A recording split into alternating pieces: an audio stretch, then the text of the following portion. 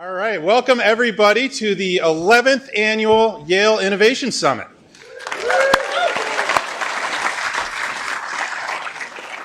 I'm Josh Chabal, I'm the Managing Director of Yale Ventures, and along with our team, we have the great honor of putting this event on each year. And for the first 8 years, for the veterans here, this was mostly a biotech event where we really brought in a lot of the leading thinkers in bioscience from around campus. And in true form to our roots, this will be the largest ever biotech track at the Yale Innovation Summit as we continue to feature Yale innovators who are focused on developing therapies that will cure disease and improve human health. Now, many of you know, 3 years ago, we dramatically expanded the summit to reflect the growing landscape of innovation at Yale, adding tracks focused on tech, health, climate, and the arts. This year, we're adding a 6th track, Civic, where we'll explore public and nonprofit sector innovation to strengthen communities, improve governments, and address unmet societal needs. Across these 6 tracks, we now can engage and showcase the full breadth of innovation across Yale. In each track, you'll have the opportunity to learn from expert panels and see pitches from over 150 new ventures and entrepreneurs competing for $350,000 in prizes.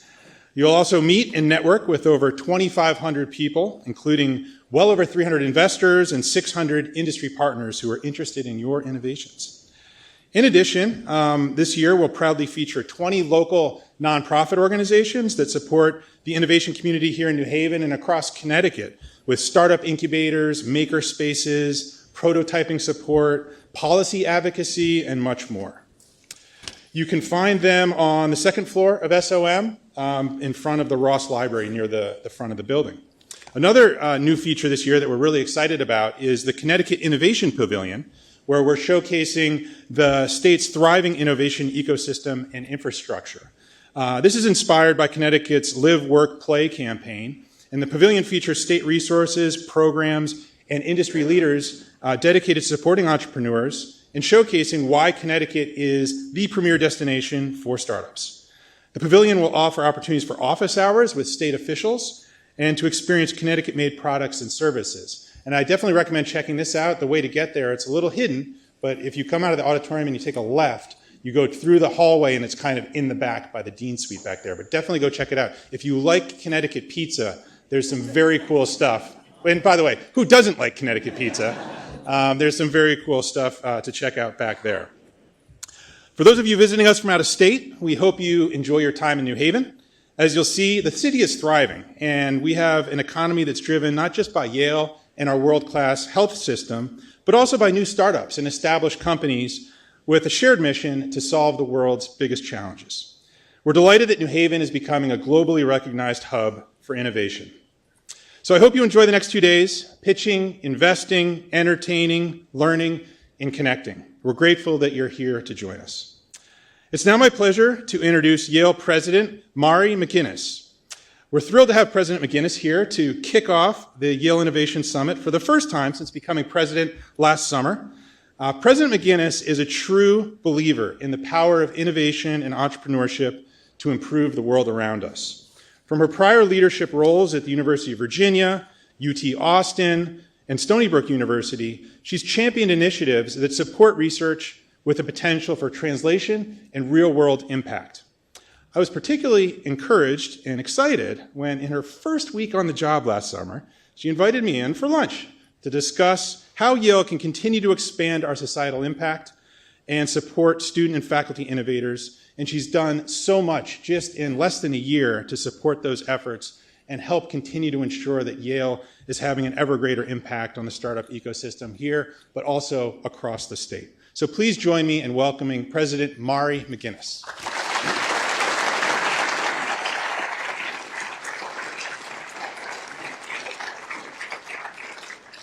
Good afternoon, everyone. Good to see you all here. Thank you, Josh, for that generous introduction and for inviting me to join you all in my first time as president. It's really a pleasure to welcome all of you to Yale. And walking around this building, it was so great to see the energy, the sense of purpose, which I think reflects the best of higher education. Daring ideas, new and sometimes maybe unexpected partnerships, and a shared commitment to a brighter future. So that's why I'm thrilled to have all of you here, especially at what is, I would say, a pivotal time for America's colleges and universities.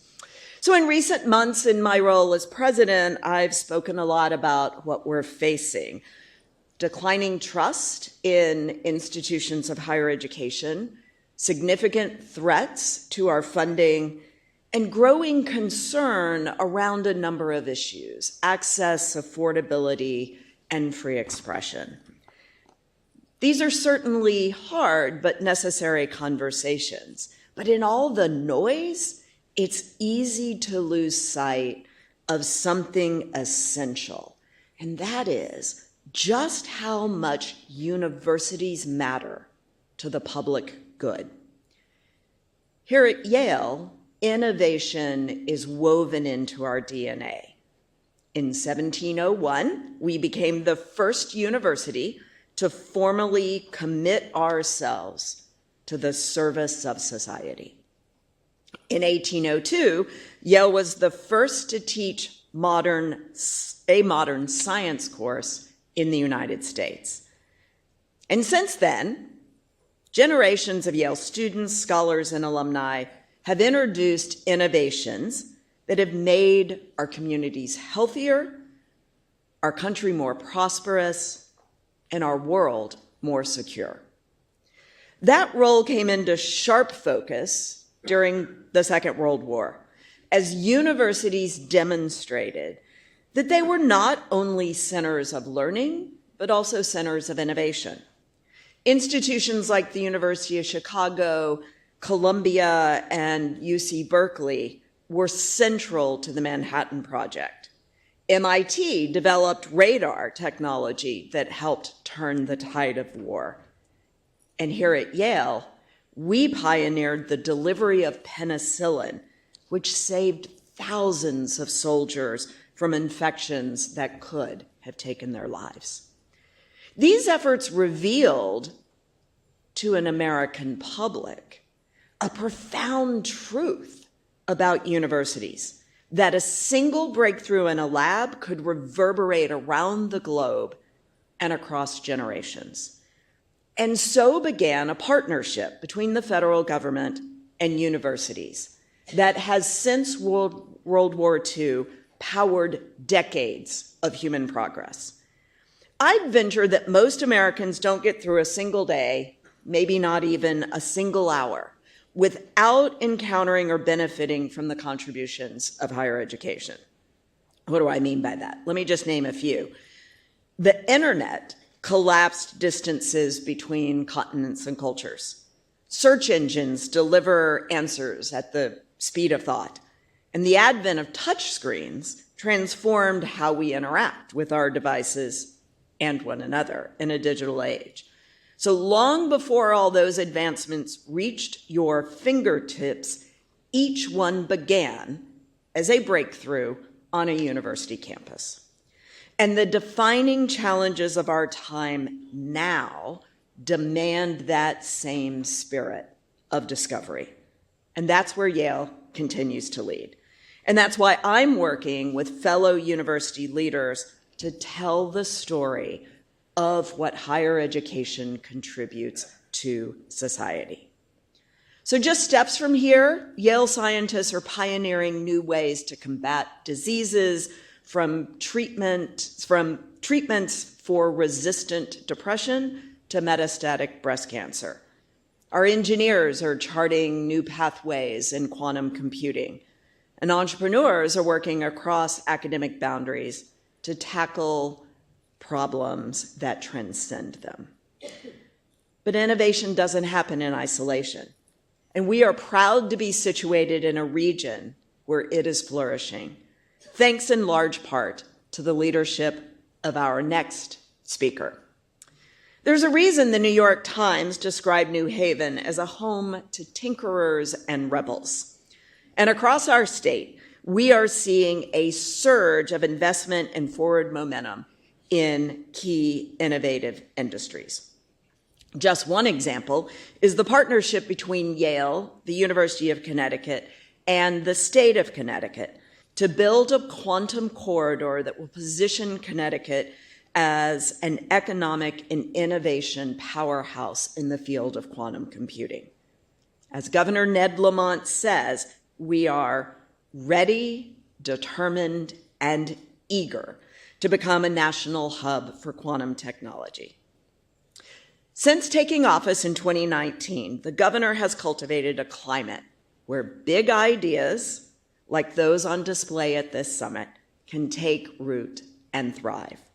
Governor, we are grateful for your leadership, for your partnership, and thanks to your vision, Connecticut is not only competing, but leading in the race to build a more innovative economy. I look forward to continuing to work with you to ensure our region remains a model for how universities, government, and industry can collaborate for the common good. So now, without further delay, it is my great pleasure to introduce the 89th governor of the state of Connecticut, the Honorable Ned Lamont.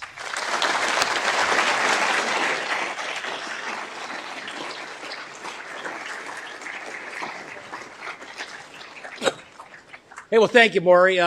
Yeah, Yale is a big piece of our economic future. Let's cut to the chase. I mean, I love Yale when you had a drama school. Don't get me wrong, but I love the neuroscience. I love the engineering, and I love what it means in terms of what's going on in the greater New Haven area in terms of life sciences and where we're trying to take the land of steady habits, Connecticut, and make us a little more innovative. And I just want to say to the liberal arts people in this room, I always love the story of Albert Einstein, who, when he was back in Zurich in the late 19th century, and everybody was studying physics, and he was really good at it, but so were a lot of other folks. And Einstein said, yeah, I studied physics, but I also learned the violin. He said, the violin is what opened my mind to imagination. I learned to see that theorem in a very different way. So that's the balance you have to have when it comes to education and innovation and the arts. And I think that's what this is about. Yeah, Josh mentioned pizza. Might as well go there a second. Yeah, so we got a little ahead of ourselves, and we put these road signs all over the state saying, welcome to Connecticut, the pizza capital of the world.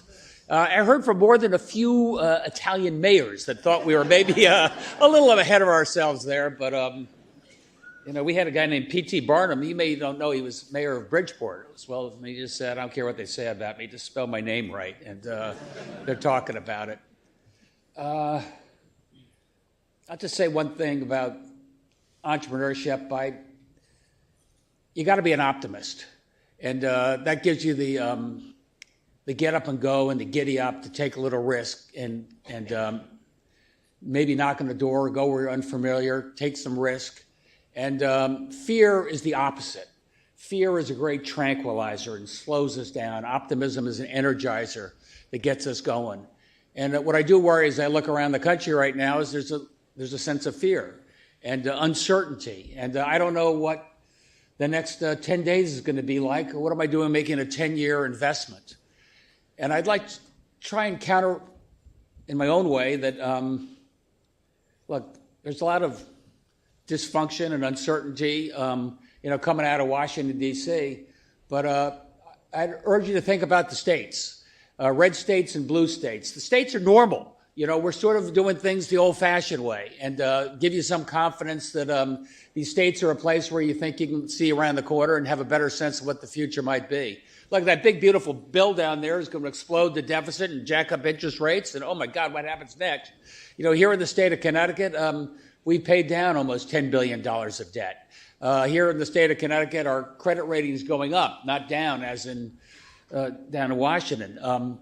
These are all different ways for trying to give people a little sense of certainty that when you're here in this state or other states, where we're going and where that direction can lead you. And I think it makes a difference. I mean, we go back, 20 years in this state, we were very herky-jerky, boom the bust, and then we'd have a recession, and then we'd raise taxes, and last one out, turn out the lights. Remember that whole GE story when they left?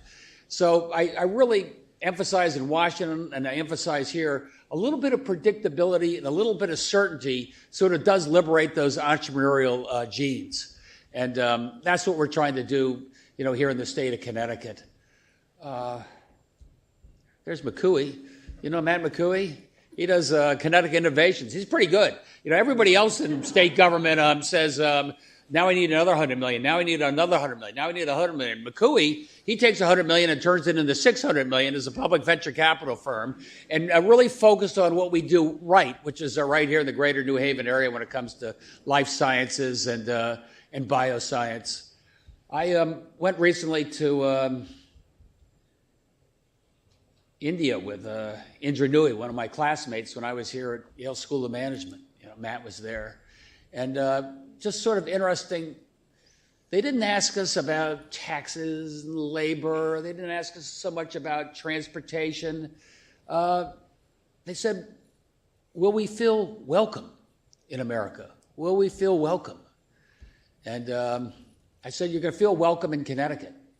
And that was the story we tried to tell. And it's a little unnerving that that's the question that they're asking. Will we feel welcome?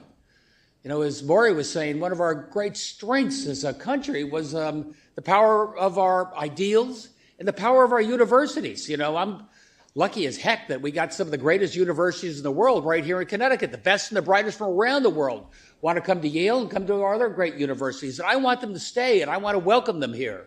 And when I hear, will I feel welcome, it just gives you an idea of we're going in the exact wrong direction.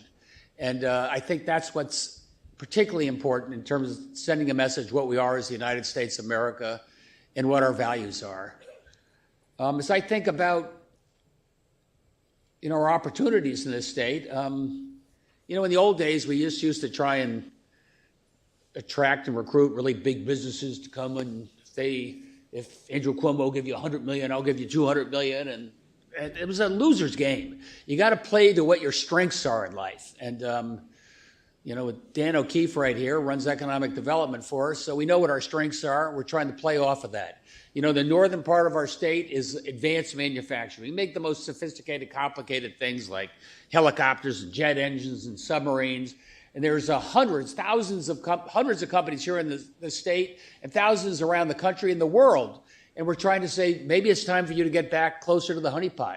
Right here, we put together a special fund that attracts some of these companies here. That's what we're doing in India, trying to play off of that. And you heard Maurie talk about our quantum AI initiative. And we're not going to try and be all things to all people when it comes to AI, but play to our strengths and try and say, in the case of Northern Connecticut, how does this AI play into advanced manufacturing? How can we train the people for the skills they need to help them get going? Up there in Hartford, we also have insurance, as you probably know. And insurance is getting slammed. These 100-year storms or 10-year storms, and one day in the Connecticut Valley, we're in drought and watering. Then the next day, we're 2 feet underwater and everything is flooded out.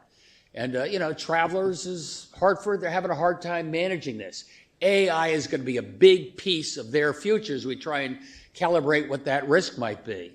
Down in the other part of the state, down in Stamford, there's a lot of financial services and a lot of fintech, and there we're looking at an AI initiative as well. And probably right here in the greater New Haven area is where we've had some of our greatest growth and opportunity, all in and around the life sciences. And I'll just tell you that what we can do in terms of diagnostics, what we can do to speed up drug discovery. Where's Vlad? Vlad's here somewhere. He does something with that. This is what we try and do to grow and expand. We're trying to create a venture fund just to double down and invest in what we're trying to do right here, playing to our advantages as a state. But at the end of the day, my job as governor is give you some sense of where we're going as a state and why you want to be here. It's complicated. Every day you get another sidewinder coming up from Washington, D.C., and you don't know exactly what it's going to be. We've got a good budget. It's balanced again for the 6th year in a row. We feel like we're in pretty good shape, but if they take $1 billion out of Medicaid, it's Bonnie bar the door. But right now, I'm pretty confident. I like where the state of Connecticut is. We've got a $4 billion rainy day fund. We can weather some storms that, maybe some other states aren't quite as equipped to be able to do that. But at the end of the day, it's all about economic growth, and that's why I really wanted to be here with each and every one of you today. I mean, it's just a global search for talent, and whoever can attract the talent and train the talent and get the talent to stay in their state has got a big running head start in the world, and that's what we're trying to do. We were losing population for a while as a state, and that's not true anymore. We have young people moving to our state. Our cities are getting bigger. New Haven was 40% bigger a generation or two ago. Now it's growing again. You need that because that's where young folks want to be.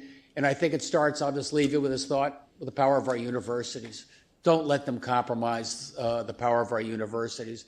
It's our greatest strength as a state. It's our greatest strength as a country. What that means in terms of R&D and development, and all the incredible innovations that come out of universities like Yale, I think you know that better than anybody else.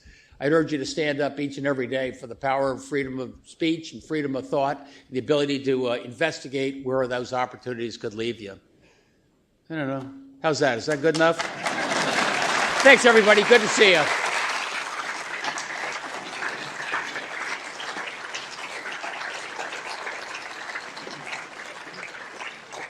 All right. Thank you, President McInnis. Thank you, Governor Lamont. Before we break up to go to the rest of the afternoon and the rest of the summit, I just want to say a quick word of thanks to our sponsors. This event would not be possible to pull off without incredible support from a number of organizations that really lean in with us. I want to start with Connecticut Innovations, Matt McCooey, who I just learned is, quote, pretty good. He and his team do, in addition to turning $100 million into $600 million or whatever the governor said, he and his team do an incredible amount of work to help support the startup ecosystem, including this event. Next is Biohaven, both developing an incredibly diverse pipeline of new therapies, including a lot of Yale IP, but also very active in building the startup ecosystem here in New Haven, supporting this event. And I'll let the other two charts or three charts scroll here with our other sponsors. I'll also just remind folks, if you haven't downloaded the app, there'll be a QR code up here in a second. Our media sponsors, WSHU and Harvard Business Journal. You can download the app and connect with people. You can message people, set up meetings, see the agenda, and much more. So hope you have a great summit. Enjoy yourselves and have a wonderful time. Thank you.